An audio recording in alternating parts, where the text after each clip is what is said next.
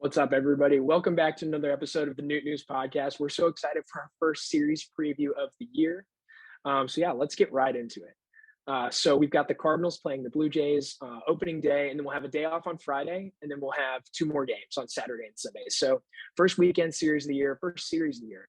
Absolutely can't wait. A couple of high points we're really excited about. Jordan Walker's debut as a Cardinal, and obviously all the opening day festivities. No one does it better than St. Louis. Andrew's got a couple things to break down here, so we'll get right into it. Yeah, so our opening day matchup is going to be Alek Manoah against Miles Michaelis. Alek Manoah, very scary. I think he was top 5 in Cy Young voting last year in the American League. Yes.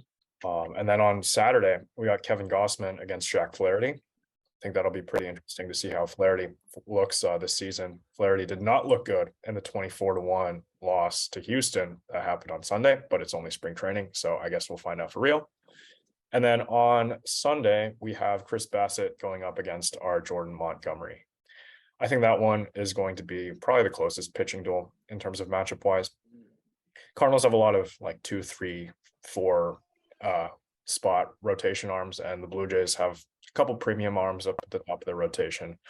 And then unfortunately, we don't get to face their number 4, number 5, Barrios and Kikuchi as much as we would like to see our offense go off against those two guys.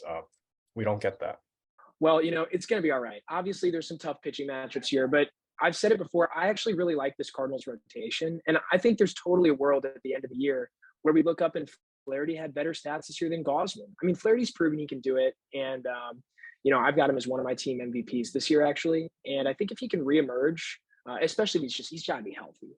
But if he can be healthy, he could totally reemerge as that ace we've been looking for since 2021 when he went down. So I think that's going to be the most interesting game for me to watch, probably that second game. It's going to be really interesting to see how Flaherty fares in his first regular season action as an actual healthy pitcher in quite a while. Yeah, so our projected lineup for this series, we're facing all 3 righties, so I think it should be fairly similar, is going to be a lot similar to the lineup we had against Baltimore earlier this week. We'll have Donovan leading off, Lars Noot batting second, and then Goldschmidt, Arenado, Contreras, the big 3, Tyler O'Neill, Nolan Gorman, Jordan Walker, and then Tommy Edman. So Jordan Walker will be batting 8th in this lineup. So hopefully that eases some of the pressure off of him because he'll be making a debut at Busch on opening day. That's pretty exciting for him, but hopefully he doesn't feel the pressure too much. He can relax a little bit, and maybe he'll crank his first career home run against Alek Manoah. So that would be really exciting. That'd be sick. Yeah, I mean, Jordan Walker's the type of guy that performs at his best when the lights are the brightest. He's shown that throughout his career, especially once he got into the Arizona Fall League, where there were a lot more eyes on him than there were at AA earlier this season, and he just mashed. And then spring training, it felt like he was under a microscope, and yet, still produced a great line this spring. Looks like he's going to have a great start to the season. So, yeah, I think it'd be really cool to at least see him record his first base hit. And I do think that'll happen. I do think he'll get that done in the first game. Now, some Cardinals players that I really think we need to watch this series. I'm really excited to see Brendan Donovan in this first series back. So Donovan, as many of you know, power was not his calling card last year. He's the type of guy with a ton of utility, a lot faster than people realize, kind of that gap-to-gap power, can hit it down the line, put it in the gap, and he's going to rack up a lot of doubles like that. But this offseason, he was working with one of those puck knob bats, in a hitting lab, and he was producing some crazy exit velocity, and that translated into this spring.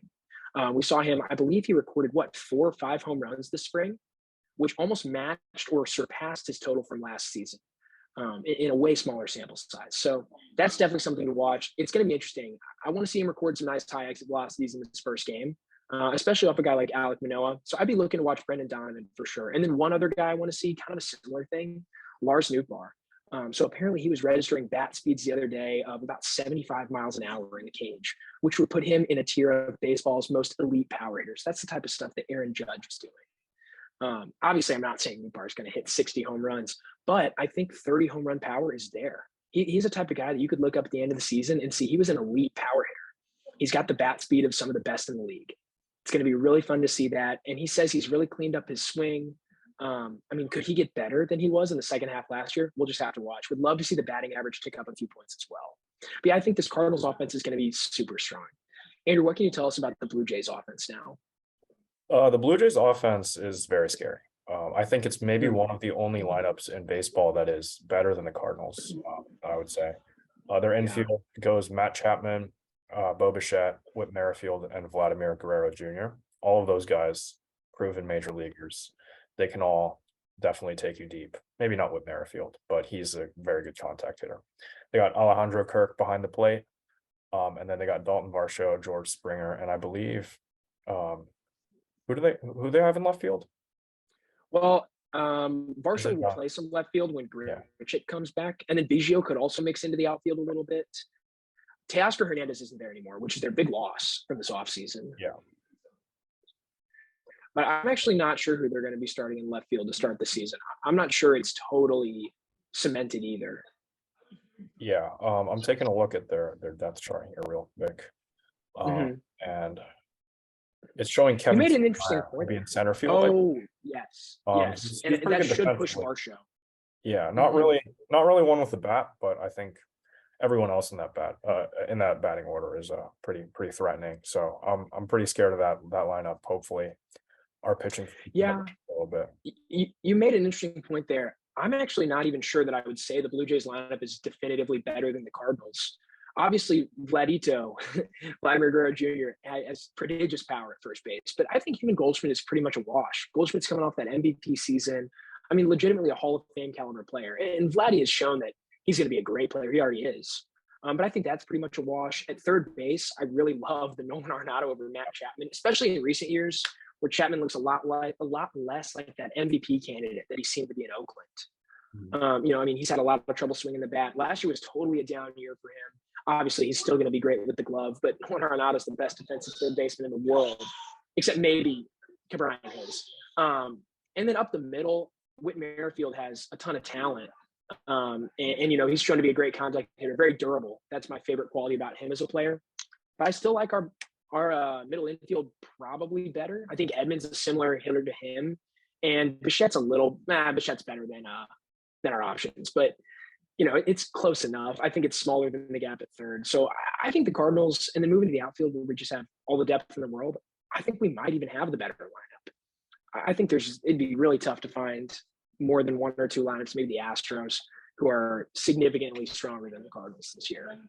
Yeah, I think it's going to be pretty similar. Alejandro Kirk and Wilson Contreras, I think, comp very similarly. The Cardinals will be in on him, and we didn't give up Lars Nootbaar, I think is who the Blue Jays were asking for. We're very happy about that. But I think that'll be a very comparable matchup at catcher as well. What do you think of the Blue Jays starting pitching? Do you think we'll be able to get to them? Well, I mean, small game samples, one game, small sample size type thing. But yeah, I think this lineup can get to anybody. I think that's what's really important to know here. Last year, and especially years before that, last year we had one of our better offenses we've had in a while, and we got better. But years before that, there were a lot of easy outs in this lineup. And that's what I kind of look for when I assess lineup strength. You look at this Cardinals lineup, and honestly, like, if you're batting Tommy Edman ninth, turning it over with all that speed, and that's your easiest out, I mean, when everybody's healthy, that's the easiest out on this team. And that shows you're going to have 9 guys that come up and truly grind out at bats.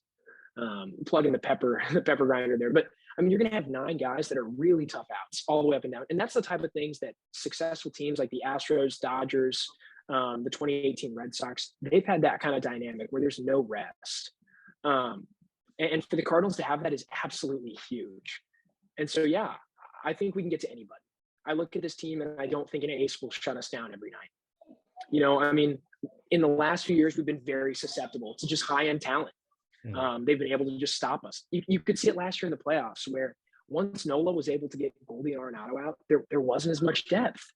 But this year, we've really added to that. I mean, moving Yachty and DeYoung out of the lineup, as much as we love Yachty, moving him out of the lineup for somebody who's a much better hitter right now at this stage in his career, that's massive.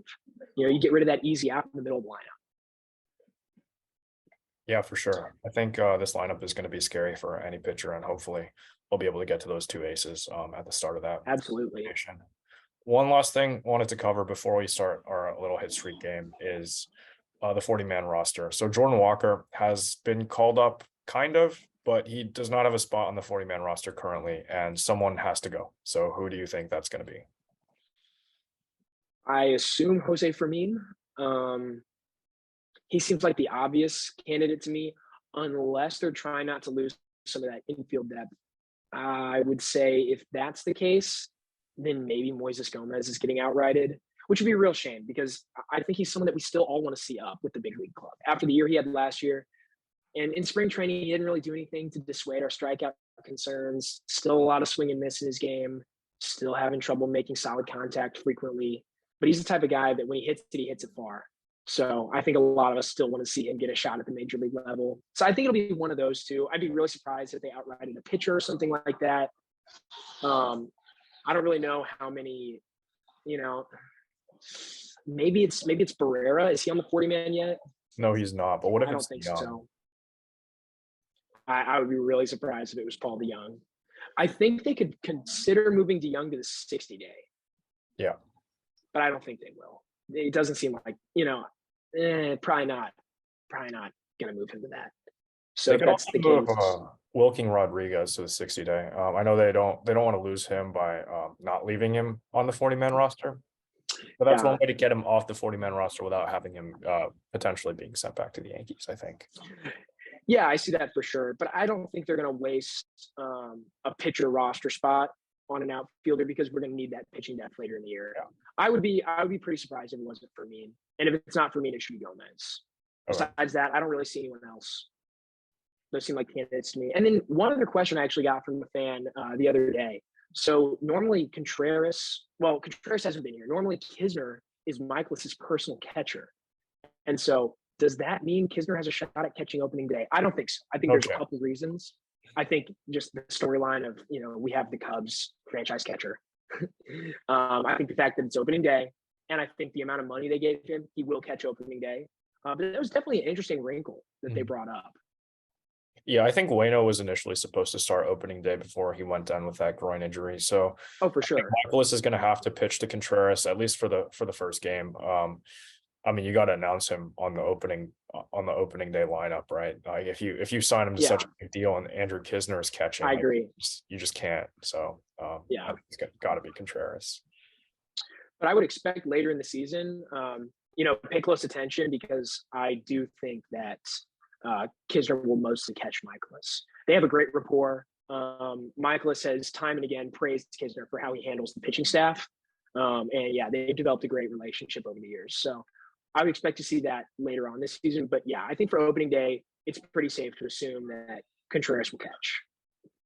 Yeah, so this season we're going to be playing hit streak. And so the way that's going to work is for every game, the three hosts, Gravy included as well, and not here tonight, but the three hosts will be picking one player to get a hit.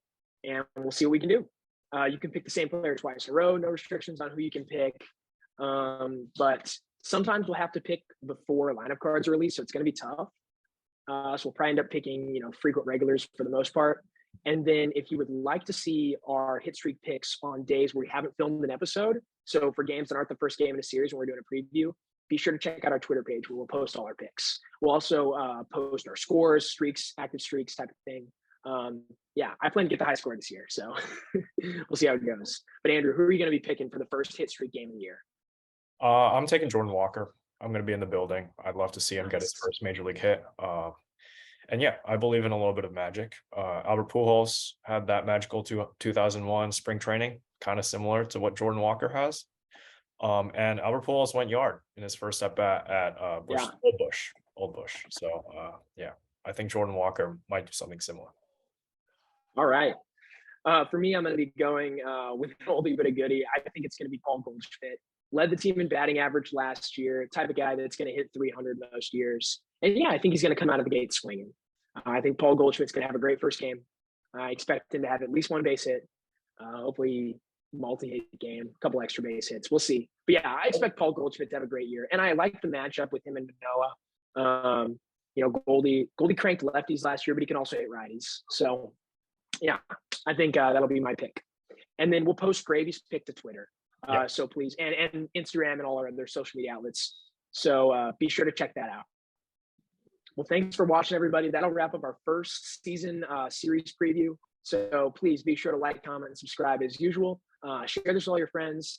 And be sure to tune in next time. We're going to be previewing the Braves after the series with the Blue Jays ends. And then also on opening day, we might be getting some Instagram live stuff together. Andrew and Greg, you're going to be in the ballpark at Busch. So it's going to be a really special day. Unfortunately, I can't join. Stuck down in Texas at school.